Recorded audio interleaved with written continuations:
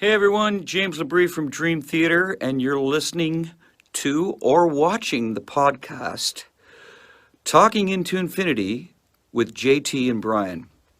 Enjoy this. These guys are extremely informative. I love their dialogue. I love their interpretation of the songs, who and what we are, what we were going after. They're very accurate in their interpretations and descriptions, and I just think this is a great show, and these guys are doing a stand-up stellar job. So once again, enjoy Talking into Infinity with JT and Brian.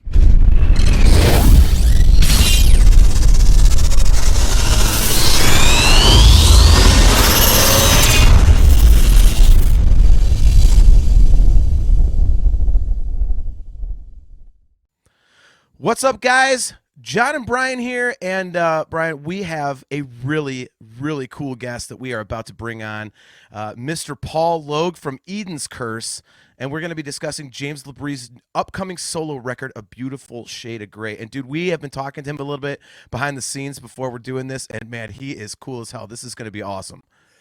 Yeah, he's funny, and he's also very talented. And like I said, we've been talking for 10 minutes, and we're already recording. So let's bring him on. Mr. Paul Logue from Eden's Curse. How's it going, man? Thanks for jumping on. Appreciate it. Yeah, good. Hi, guys. How are you? We are excellent, man. So first off, I mean, the story's been reported here and there, but first things first, explain how you first met James and how this project came together, because I know you guys did a song together with Eden's Curse. That's the genesis of this. Yeah, so that would be 2011 was when the actual album came out, but maybe around about 2010, I sat down with my singer, Michael Eden at the time, and our label rep, our US label rep, Ryan Northrop of Metal Mayhem Music. And every album we had different guest singers just to try and give us something different coming out of the gate. We worked with David Reedman from Pink Cream 69 on the first record, Doogie White from Rainbow. The second album had Pamela Moore from Queensryche, Sweet Sister Mary. We had Tony Harnell from TNT. And we were thinking, how can we go a level above? And we were just shooting the breeze of names that we could get. Bruce Dickinson would have been somebody that we were aiming for, but thought no chance. That's out of our league. And the guy from the label, Ryan, mentioned James's name, and being a massive Dream Theater fan, I'm saying, yeah, but how could we ever get James LaBrie? And he said, I know a guy in Germany who worked with him on I think it was a Three Tenors album. They did some kind of operatic rocks thing. Yep. And he emailed this guy, and within 20 minutes, we had an email back from this producer to say, look, I just can't give you James's email out. If you want to write me a message of what you're trying to do, I'll pass it on to him. And I think within an hour, I had an email from James, and I'm like, holy shit, this is James LaBrie. Laid out, look, we've got a song that we want to do a duet with Mike on it, and you will send over, like, here's a link to some of our albums that we've done before. And James maybe took 2 days to come back and say, guys, I love this. This is really great. I'm in. Before I work with you, can I have a telephone call with you? And we spoke on the phone for maybe 2 or 3 hours. We just connected, myself, Mike, and James. And that was it. It was just a case of arranging. We were going to go into the studio and record the final thing. So I think at that time, it was just a demo we had at the time. And being the songwriter, it would be me singing it probably. I'd written it with my keyboard player at the time. And then when it was ready, we sent the tracks to James. And in actual fact, he agreed to build the bass level of our backing vocals. So he actually sang on every song on the album. So if you listen to our Trinity record, you'll hear James's vocals within the choruses of every song. And we just kept in touch with each other, got on very well. He's quite a humorous guy and liked my kind of strange British humour as well. And every time Dream Theater came over here, we always hooked up after the show.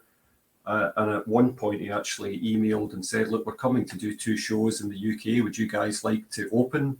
And of course, we said, no, fuck off.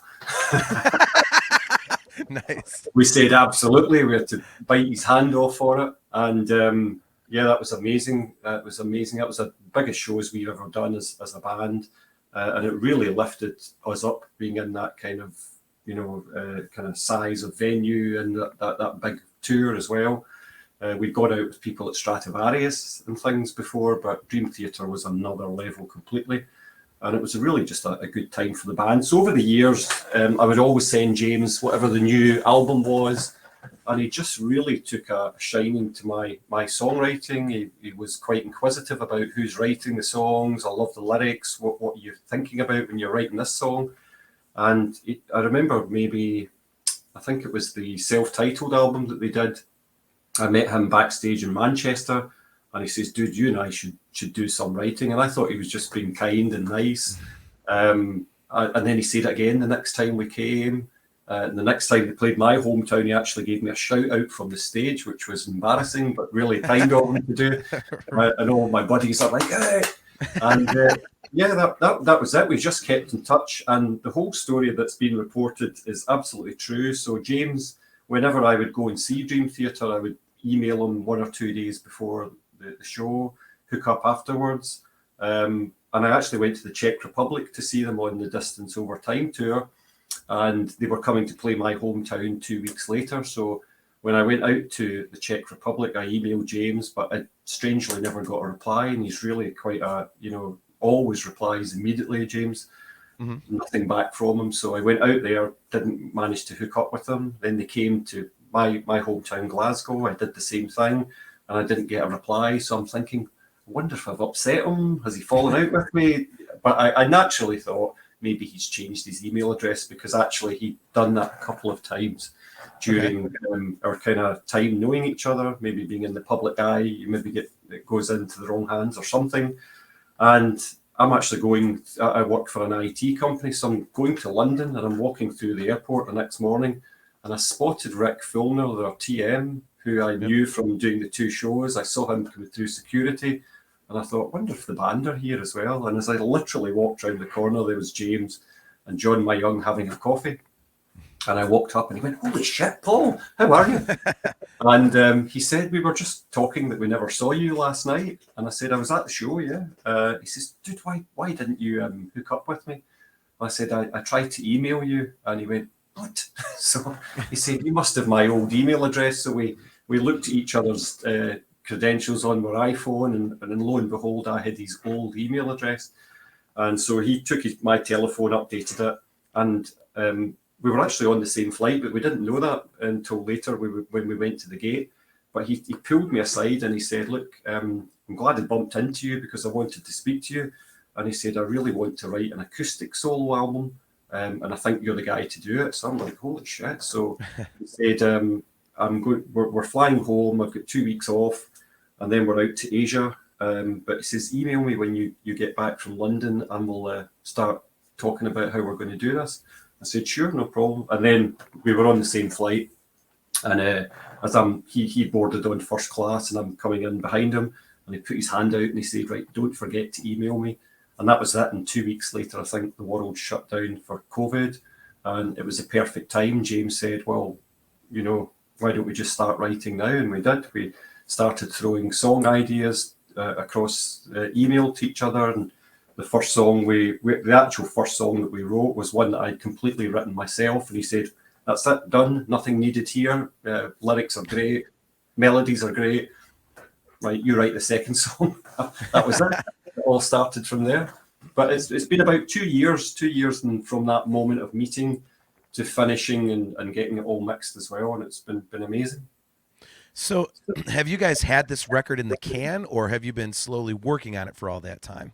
We've had it in the can for quite some time. We've had it in the can for about, I would say, 6 months, fully mixed, mastered the lot. Because we are coming out on Inside Out, we had to be clear of Dream Theater's promo cycle. It didn't make too much sense to bring Dream Theater's album and then James. We wanted it to get full attention and priority from Sony and Inside Out, which it is. It's been amazing. They've been an absolute pleasure to deal with, and they love the record. Thomas Faber, I think, fell off his chair when he heard it. He said, "Acoustic record, James? Not sure." And when he heard it, he's like, "Holy shit, this is great stuff." Right. So I mean, you said you guys were throwing, ideas back and forth. Like, did James send you any instrumentation, or how did he communicate his ideas to you for, excuse me, for songs that he wanted to put together? Yeah, so funnily enough, he would send me a little recording on the iPhone. So I would, being 6 hours ahead, I'd wake up in the morning, see an email from James, and it would be, Paul, have this idea for a riff. Do do do do do. He would literally sing it down the iPhone to me. So I would come upstairs and I would sit with that piece of music, or sometimes it would be he would sing a chorus to me, and I would try and just work out what's the chords, what kind of idea is he doing, and just give him something back. And then he would say, maybe change that bit, or that's really cool. Mostly it was quite seamless. In fact, we didn't have to change any keys for any of the vocals or anything like that. It just flowed quite nicely. And then I would send him Devil and Drag, for example. I sent him James' idea for a song, that kind of thing. Yep. And I would then go and demo up if he really liked what he was hearing, and that's how we did it. We wrote nine original songs, actually 10. One of them we got fully mixed and canned it because it was kind of it was a bit funky, shall we say, and we decided that was just a bit too much. So maybe that will reappear at some point in another form. Right. So one of our viewers has a question for you real quick, and then I know Brian wants to ask you something, but our buddy Cale McLeish is tuned in from Australia. He wants to know, so did you guys record this in a studio together, or is this more of a modern, quote unquote, sending parts over the internet and mixing it together type of record? Well, first of all, superb Scottish name, McLeish. Yep, that's more Scottish than my name. But yeah, you got to remember this was right during COVID, so nobody was able to travel anywhere. In fact, I know that James and Chance were wanting to even use a studio locally together and couldn't, so they had to bring a lot of kit in. James effectively at that time built a home studio at his place, something he'd always wanted to do, and this gave him a perfect reason to go and do it. So yeah, we had to basically record. I mean, I've got my own studio here. All of the musicians have got real top pro setups at home, and of course it got mixed by the team at Fascination Street. So it was Linus Corneliusson, who works for Jens Borggren, that's done James's last 2 solo records. They mixed it all together in Sweden. So yeah, it was all just uploading files, lots of IT wire transfers, all of this. Download, upload. But yeah, somebody had to put it all together. I did all of the kind of production of making sure everything was lined up for the guys that were going to mix it. They could just upload it straight into their digital workstation and start mixing immediately. So yeah. So going back to his previous albums, Paul, when you knew officially, okay, I'm going to write an entire album with James LaBrie, did you go back and listen to all of his previous solo albums and say, okay, this is kind of what he did before, I don't want to repeat that, or this is sort of what he does best, let's keep it in this vein? Or did you just completely say, you know what, I know how I want to do this, and not take any of those into account at all? Just curious. Yeah, I wish I was that calculated. No, I just wrote songs the way that I write songs always. I'm a massive Dream Theater fan. I have all of James's solo stuff, so I know it inside out. So pardon the pun, but I didn't go and research anything at all, like keys or anything like that. I just simply did what I do and just write a few riffs, send them over, like them. And I think the beauty was that James was writing either the melodies that he was sending me to write around were perfect for his voice. He naturally sang them, and everything I gave him, he would craft the melodies around that piece of music. So I think that's why it's worked so well. But yeah, I just did my thing, Brian. Do you think the pandemic affected your style, or what you wanted to say with James on this album and all, or was that didn't really come into play? Just maybe made you have more focus because you had more time, or? Yeah, I had way more time. Yeah. But no, I mean, we actually deliberately didn't write about it because we said during the process, I mean, he's the main lyricist. I only wrote one out of the 9 sets of lyrics. And he said there's going to be a tidal wave of bands writing about pandemics and masks and COVID. I mean, of course, there might be loss within there as well, but we deliberately avoided it for sure. So when James would send you ideas or vice versa, I know you said that like he had melodies like, he had already come up with. How many times did you have to change something? Was he open to like if he sent something and you're like, well, I've got this idea. I think this maybe there's something different we can do here, or was it pretty much like he had it set in stone and just said, all right, right around that? Like how collaborative was it in terms of the melodies? Because I know singers can be kind of protective over their ideas. I think he's very open. It was a real collaborative process. The first thing that he would do would be write the melody. So when I even have demos, which you'll never hear, but where James is not singing words, Devil and Drag would be na, na, na, na, na, that kind of thing. Yep. So you knew where he was going with the melody, and then he's quite meticulous on the lyrics. They have to be perfect.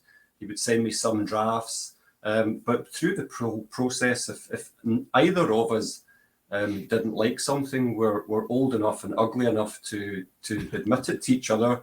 We've known each other for 10 years. So I think, as I said to you guys earlier on, Dream Theater are my favourite band. And, I've got past that stage. When I first met James as a member of Eden's Curse going on tour, it was the holy moly moment for me. Well, this is James fucking LaBrie. And I've really got past that to the point he's one of my great friends that we can be totally honest, and he's been honest with me throughout. Look, not keen on that. Why don't you try something different? And when Chance came into play as well, when Chance got added into the lineup, we had about 3 or 4 songs written. And he's extremely musical, very because he's so young as well. He kept us, 2 old farts. He kept us at the forefront of what was modern and what was happening. It wasn't always easy, but it always worked out. A good example would be we wrote a ballad called Sunset Ruin, which is written about the death of James's brother, Bruce, who died of cancer. And it's an amazing, beautiful song. And I pictured in my head as the songwriter a kind of 80s rock drum ballad type thing, and Chance went totally opposite. He went for bongos and percussion, which I'm like, dude, what the hell are you doing? And after playing it 2 or 3 times, I thought, this is absolute genius. It's contemporary. It's keeping us, different and not being totally cliched in 80s rock, which is the era I grew up in. And James is a mixture of the 70s, 80s. So Chance was then involved, and he was really good.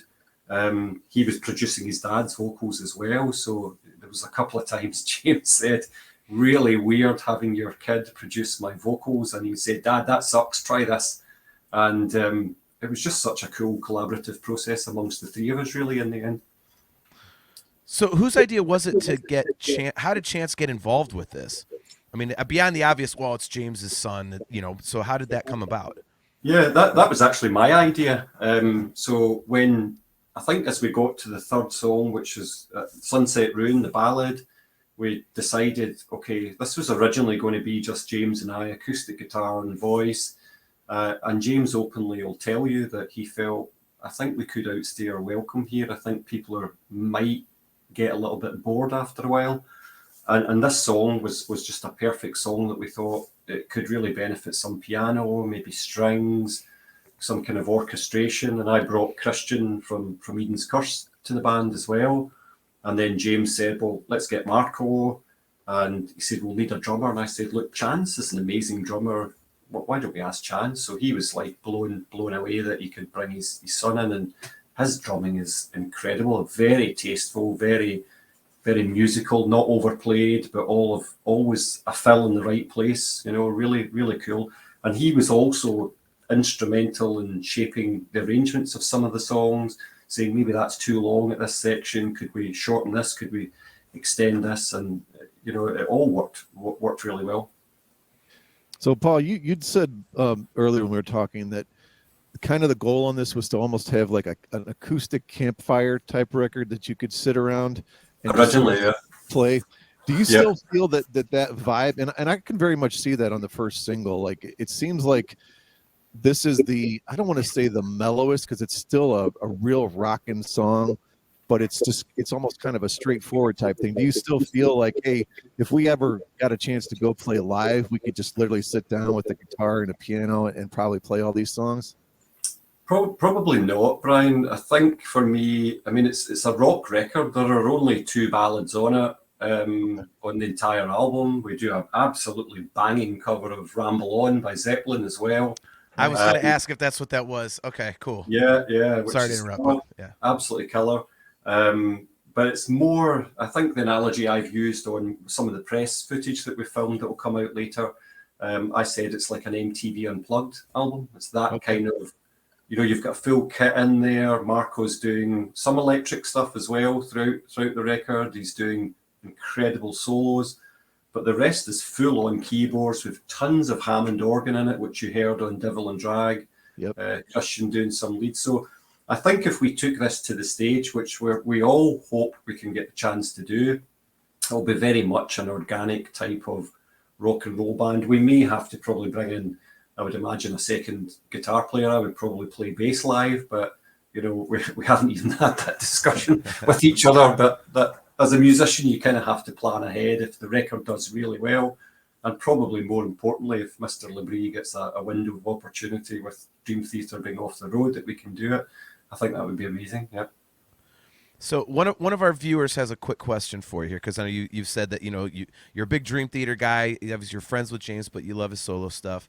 Yeah. Midwest the Rest wants to know. He says, Paul, I love the new song. Can't wait to hear the rest.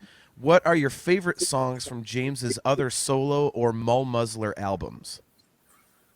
Oh, good question. Probably I prefer the last 2 that you did with Matt Guillory and Marcos Foley. I can't really pick out any individual songs. I think they're both exceptional albums, and I can barely split a credit card between them. I think they're both really, really strong. I love some of the, Matt Guillory's got just a brilliant piano player, and he's got that kind of dark, it reminds me of him, the Finnish band. It's got that kind of dark kind of sound to it, and the combination of the Sfoley's guitars. So, yeah. That's right. Before I ask you what your favorite Dream Theater song is, I want to make it known. My favorite Eden's Curse song, Utopian Dreams. Oh, wow. I love any song that starts on keyboards, because I'm a keyboard player. Did you write the keyboard parts on that? No, actually, that was one of our old keyboard players, Steve Williams. He was in the band Power Quest. Okay. That's very much a kind of power metal type song. Yeah, great song, man. I love that song. But what is your favorite Dream Theater song, and how did you first get into Dream Theater? What was your first introduction to them? Well, actually, I would say my best friend, Scott Beveridge, who's lived in my village, we used to go to the Scouts together, and we were in different nights, and we both kind of knew that we were metal fans who would come to Scouts with our Iron Maiden shirts on. And we actually met each other in the queue, standing to enter a Metallica concert in Glasgow. And, we naturally got talking, and he said, yeah, I've got this new CD, Images and Words, from this band Dream Theater, which I'd read about and heard about, but hadn't heard the album yet. And I actually swapped him. So the next day we met each other after the gig. He gave me Images and Words, and I gave him a CD by Pink Cream 69. I think I got the better end of the bargain. Actually, they're a great band. I love them too. And from Pull Me Under, it was just like, holy Christ, what is this? This is sensational. Still my favourite album. And I would say my favourite song, Another Day. I just absolutely love that song. Wow. But I do like. I was going to say that there's not an album that I don't like. I'm not a fan of 6 Degrees. It's the one for me. It's just so difficult to get into. Wow, no kidding. I can't connect fully with that record. And naturally, I prefer. I'm not so keen on the debut, because I listened to them with James. So going back to the debut, for me, I always want to listen to the James material. But yeah, that's the only. I mean, there are some amazing songs on that, and some that I've already said to Chance, if we ever play live, we need to do a couple of these from 6 Degrees. I'm sure you can work them out. They've got acoustic guitar on them. But yeah, that's my least favorite album, but I love every other album. Wow, 6 Degrees. That's a fan favorite. I Yeah, don't think I've ever heard someone have that opinion before. That's good. yeah. So bringing it back to the James record, our buddy Kale has a question for you. He wants to know, you've said you wrote one of the 9 lyrics. Can I ask which song that is, if you didn't already say it and I missed it, if you're allowed to reveal it? So, Well, the album's on iTunes, but it's not. You can read the track listing. So the song that I wrote is called Wildflower. okay.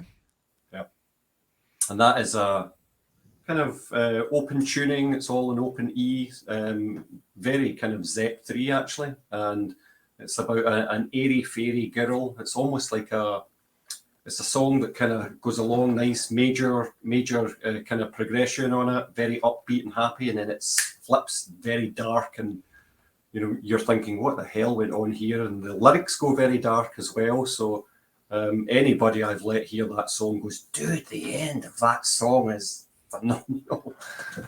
So yeah. What was it about that particular song that that James said, hey, you go ahead and take the lyrics on this one? Well, I wrote it first of all. So okay. There's that. I just came up and I gave them to him. I mean, by the way, I did present other lyrics to him, which he said, not my cup of tea, but he loved this one. It had a little bit of suspense and drama about it, and he thought, yeah, this is cool. This is really cool.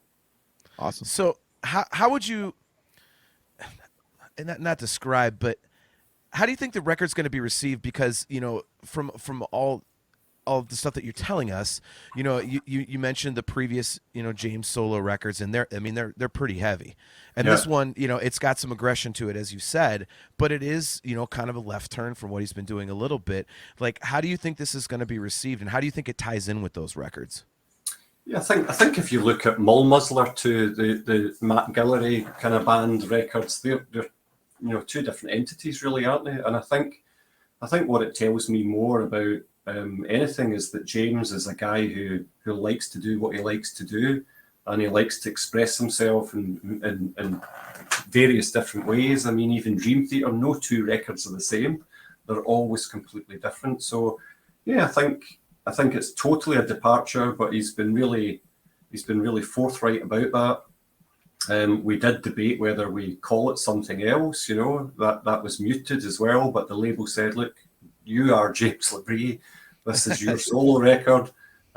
So I get that there will be some people that want another Matt Guillory record, and that'll probably come. I want another. I loved him, so I would want another one. But I think looking at the reaction from Devil and Drag as well has been amazing. You're talking 99% of the reactions that we've seen out there have been outstanding. If you like the melodic side of James's singing and vocals, you're just going to love this record. It's all written around that type of song structure. Yes, it's very much a classic rock record, definitely. But what's really interesting is we did an electric version of Devil and Drag, full-on electric, Marcos Foley playing all the guitars, heavied up. And that, for me, leaves a question mark about where the next record could go. That was intentional, although I must give my buddy from Germany, Karsten Schulz, credit. He's a great friend of mine, he's a singer. And he said, yeah, you guys should do the opposite of the old Japanese acoustic bonus track, do an electric. And I thought, what a bloody good idea. But it does allow us to then say, we could probably do an electric record. In fact, I'll tell you this, when James heard the mix back, he says, dude, we should just cut electric guitars for the rest of the songs. I'm like, no! I've just recorded 9 songs, 36 tracks of acoustic guitar on each bloody song. I'm not going back to do electrics. Right. But yeah, that'll be cool.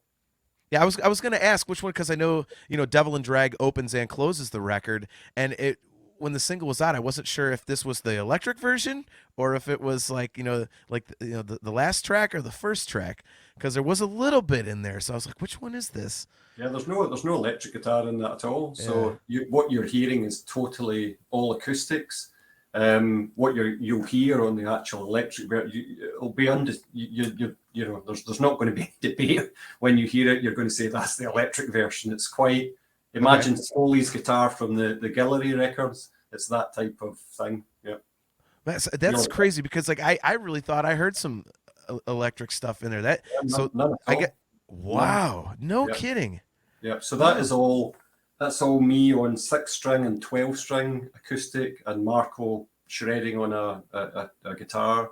Everything else would be keyboards and by Christian. So yeah, no electrics on that at all. So we have somebody tuning in from the Ukraine, man. This is crazy. Cool. Go Dimitro, Ukraine. I know. Man, that's awesome. I can't even believe that. He's like, hey, hello from Ukraine. I'm like, wow. He says, Devil and Drag became one of my favorite songs ever. Sounds fresh, great riff, great melodies. Love the mix. So Yeah, you definitely got a fan over there in the Ukraine, man. Dimitro, Thank you, Dimitro. Yeah, the mix is something that a lot of people have commented on, of how fresh and exciting and powerful it is. And once you get to hear some of the other songs as well, I would say that Devil and Drag is probably, there's 2 real rock songs on it, if you know what I mean, as much as you can rock with an acoustic guitar. But that big band, there's that, and a song called Hit Me Like a Brick, which is really, it's almost like Whitesnake in places. It's got a kind of cool beat to it as well. And the rest are, we've got a couple of what I would call Dream Theater meets Eden's Curse meets Queensryche. They've got I played a little bit of the riff. The next single is going to be called Give and Take, and the song's like.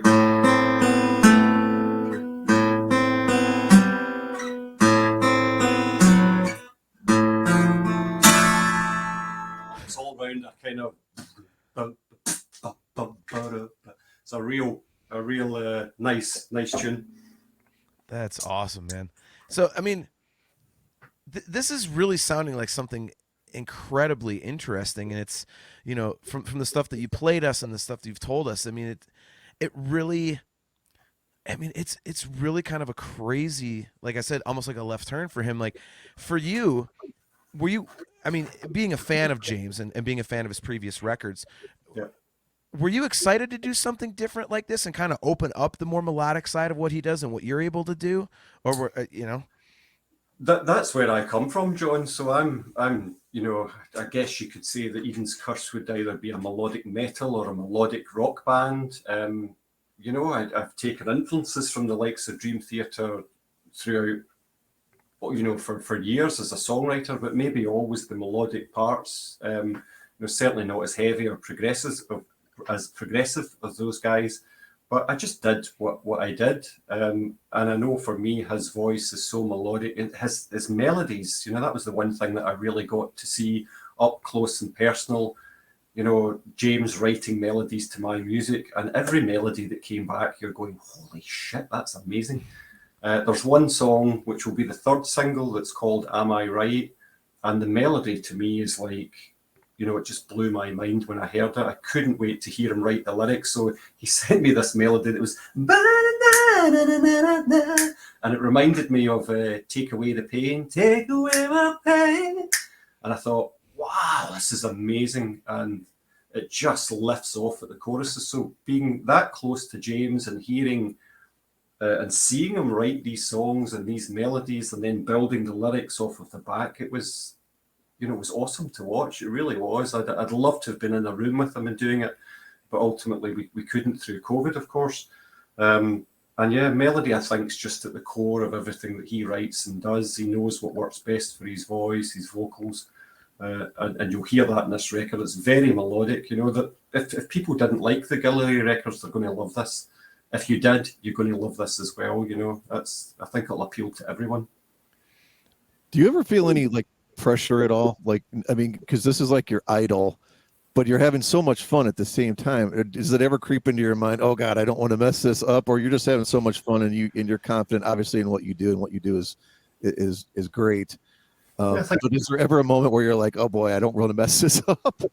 No, I mean, I think when I was recording, I would be absolutely meticulous, but I would be that way when I'd be recording an Eden's Curse record, because there's the old phrase in the musician circles that it's not final until it's on the vinyl, and having that kind of work ethic and desire to do the best job that you can is always what drives you on. So sometimes you might have played the same riff and you want it to be absolutely perfect. For example, there's a couple of songs on here that are completely finger-picked. You know? Now, recording that type of stuff is really, really hard to do because I'm in here, I'm in a house at the back end of my house. Sometimes I'll hear my dog downstairs. Even James, when I got some of Chance's percussion tracks, you can hear, you know, a cat in the background on one of those because we were all stuck in the house during COVID.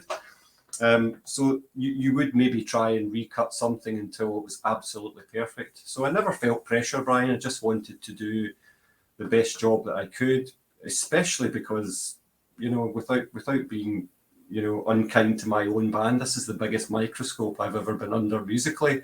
And I wanted to do the best job that I could so that there would be no debate at all, you know. I thought it was really cool. You were talking a minute ago about, you know, James and throwing ideas back and forth with him. And I'm really glad you brought that up because I think when people think about Dream Theater, they're so used to, you know, John Petrucci and Jordan Rudess being like the driving force. And, you know, I think some people might have a misconception that, you know, James is just kind of, you know, pardon the pun, along for the ride. You know, and they kind of hey, sing this, you know. But it's really cool to hear about James's creative side on his own. You know, it's, I mean, how excuse me, was at a concert last night. My voice is shot. So I mean, talk a little bit about, you know, how much stuff like he really throws back and forth with you and how quickly he comes back with it. Like, you know, does he take a lot of time to think things over? So you just really kind of like, I hate to use this term, but like a fountain of ideas and creativity and stuff like that.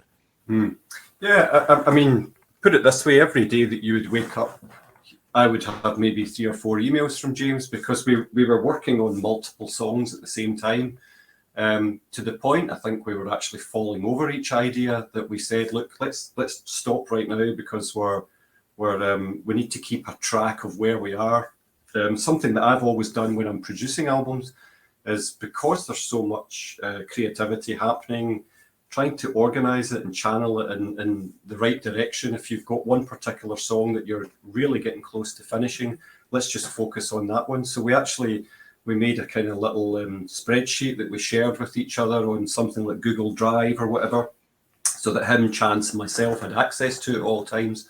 And we'd little codes in there of what type of song it was. This one's like Led Zeppelin, this one's like kind of a strummer, this one's like a rocker. So we knew they all had working titles as well. We'd know song names at that time. James is still working on the kind of lyrics. So we would have rough working titles like Sexy Beast was one, things like that.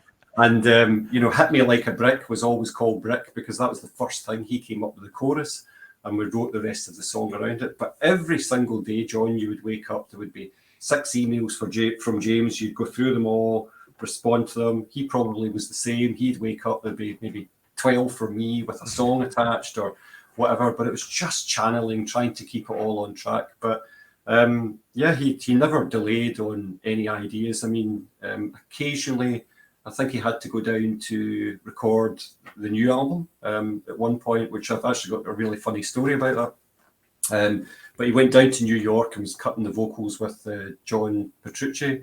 And I think he then cut the vocals, the final vocals for this album when he came back. So him and Chance did the actual vocals in his studio at home. And I think the first song that James sung at home was the Christmas. Remember they did a Christmas one for the crew? Yeah, that was the first song that he'd recorded. But Chance and I, in fact, I just texted the guys literally a minute before we were coming on this call. I think James was on the ski slope somewhere. And Chance and I were talking about, I can't remember which particular song it was, but he said, look, can I call you to really show you what I mean? I think it was a drum track or something. And he accidentally hit FaceTime with James on it. And literally I saw James answer the phone and he had headphones. He was recording a vocal for the current Dream Theater album. And he just said, John, give me a minute, it's Chance. And he went, oh, hi, Paul. So he was in the DT HQ, and Chance went, Dad, I'm so sorry, I didn't mean to call you. I was trying to just call Paul. And he went, no problem. He said, Paul, let me give you a tour. So he took me right round the DT HQ, and he came round to the coffee, and there's John John said, John's stealing a donut. So John was like, oh shit, caught. So I got a chance to say hello to him, albeit over the other end of FaceTime. But those little things like that was really cool, those kind of things. But yeah, awesome. He was very easy to work with. He knows what he wants, which was cool, which brought my A game to the table. He wouldn't be shy in saying, look, that's not doing it for me. Let's try something else. And we just, I think the phrase that he uses is we massaged these ideas until, both of us were really, really happy, or all three of us, with Chance in the mixture there. And there, no stone was left unturned. They've turned out amazing. So our buddy Cale has another question for you. He says, is it fair to ask, after such a massive undertaking, is there a song that you're willing to highlight as a favorite, or is it just one big pile of excellence? A pile of excellence. Wow, what a phrase. I think the one that I love probably the most it's going to be the third single, Am I Right? I think it's probably one of the best songs I've ever written. That's the one that, in fact, I'm not going to play it. I'm going to keep it a surprise for you. I was just doing finger picking. I don't want to spoil it. But I think I said to you guys before the call started that we've got Teresa Thompson from Scenes from a Memory on there as well, on the outro. It's almost a little folky in places, but just a beautiful song. And it's kind of written, I can't quite remember the individual, but James has written a really excellent set of lyrics there. And Marco plays some amazing kind of, almost like an echo type guitar in the background. It sounds almost country in places, folky country. And then it blows off like a huge choir at the end, strings, just amazing, just a great song. Yeah, that's probably my favorite, I think. Well, there you go, Cale. That's the favorite. Had you That's awesome. go back to Marco? Had you ever worked with him before? Because we are just massive fans of his playing on all the James albums. Oh, he's sensational. I've never worked with him before, never met him before, but he's really chilled. He's very laid back, Marco, and he was super quick. So I would send him a song in the morning. I would have the solo by lunchtime. And it was like, you would send it to James, and James would wake up in the afternoon and say, this is great, maybe let's just change the ending on it. Marco would have the recut solo that evening. He was just super quick. But I love his sense of melody. I think two of his favourite players would be Petrucci, obviously, and Andy Timmins, who's another amazing guitar player. And you could sing every single one of his solos on this record. They're so good. Beautiful. Really beautiful. So before we get out of here, we would be remiss if we did not ask, what's up with Eden's Curse? What do you guys, are you working on anything? Is there something coming up? At the moment, it's been rather difficult to get time to work on the stuff because I'm really entrenched in this record. There's a lot of promo involved with it. I think I was mentioning to you guys, we've got a kind of half an hour, 30-minute documentary type EPK coming out on the day of the album release. So I'm doing a lot of the video edit for that, which has just been finished today. We've got track by tracks coming out for each single, then a big track by track video for the entire album.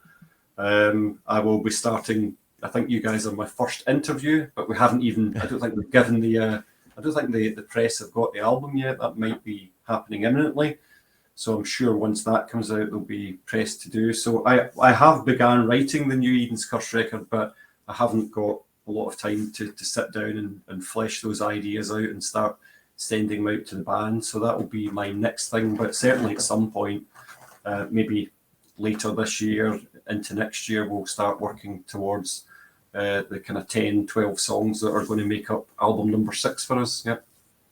Awesome. Well, I got one last question, and we'll let you go. And if you don't mind staying on for a second after we stop the live broadcast, we do have a couple of things we want to ask you off air. So, sure. But so this has been awesome. Thank you so much for making time for us, man. You're welcome. This is fantastic. So if you could leave the the viewers, listeners, whatever, with anything about the record, what would you tell them?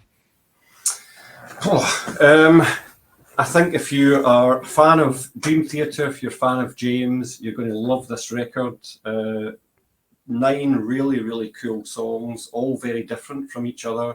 bags full of melody, some outstanding musicianship from all of the guys on board. James is standing behind it 100%. I naturally am as well. And if you just like good melodic songs, then this is going to be a real surprise for a lot of people. It ain't going to be a campfire Kumbaya, my lord. This is big, in your face. Devil and Drag is a great representation of what's on there. And I think a beautiful shade of grey sums up. The title's deliberate. It's a different take on what he's done previously, but it is quality from start to finish. It's quite a short record too, and when you listen to it, I remember hearing this. The last Ghost album, Prequel, was kind of 35, 40 minutes. And because it went by so fast, it was like, yeah, I'm going to spin that one again. That was so cool. And I feel this record's kind of like that as well, you know? So, Awesome. yeah, I think people will love it. Two quick comments, and we'll jump off the live thing. But Kale wanted to say, I'm not going to ask him more questions, but I just wanted to say thank you for answering my questions, Paul. Best of luck with Eden's Curse, and I can't wait to hear the rest of the album. You rock, mate. You made a new fan in the last 45 minutes for sure. Thank you, Kale. That's awesome. Well, Paul, again, thank you so much for coming on. Like I said, we'll talk a little bit after we end the live broadcast here, but thank you so much for making time for us, man. We really appreciate it, and hopefully we can get you on once the record's out. We can really dig into this. Yeah, so, I'd like to get your guys' take on it as well. That's something that would excite me to see what you think. I've talked enough about it. Let's see if the proof is in the pudding. Yeah, we'll definitely schedule that, man. So to all you guys in the chat that are checking it out, appreciate you guys tuning in. I know this is kind of we did this at the last minute. We announced it to our fans like, oh, we're going live. They're like, holy crap. But we've had a bunch of people tuning in. So Dimitro, stay safe over there in the Ukraine. Kale's great to see you. Midwest, thanks for tuning in, and we'll catch you guys in the next episode. Cheers, guys. All the best.